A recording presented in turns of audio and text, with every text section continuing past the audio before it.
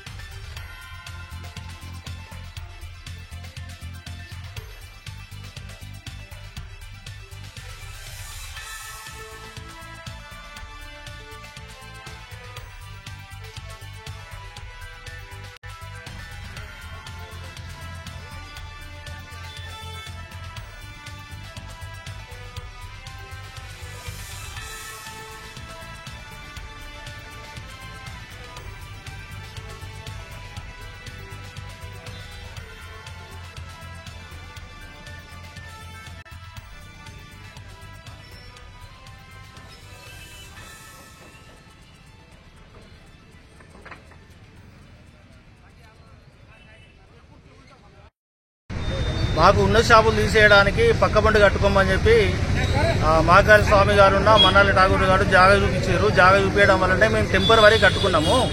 అయితే పర్మిషన్లు తీసుకుంటే పర్మనెంట్ అయితే అది పర్మిషన్లు తీసుకోకుండా టెంపరరీ కట్టుకోమంటే మేము ఎవరికి పర్మిషన్ తీసుకోలేదు. పర్మిషన్ల జోలే రాలేదు. అయితే ఇప్పుడు కాంగ్రెస్ లీడర్లు చెప్పారు కాబట్టి మేము కట్టుకుంటూ జరిగింది. కట్టుకున్నాక నెల రోజులు కూడా మున్సిపల్ వాళ్ళు సిబ్బంది కూడా రెగ్యులర్ వచ్చి మమ్మల్ని చూసుకుంటా అది కట్టడం అయిపోయినాక ఈ సామాన్లకు షిఫ్ట్ చేసుకోండి అని చెప్పినాకనే వాళ్ళు కూడా మున్సిపల్ సిబ్బంది కూడా రెగ్యులర్ వచ్చిర్రు, చూసిర్రు. వాళ్ళు కూడా పర్మిషన్ల గురించి మాట్లాడలేదు, ఎప్పుడు ఎవరు అడగలేదు పర్మిషన్లు.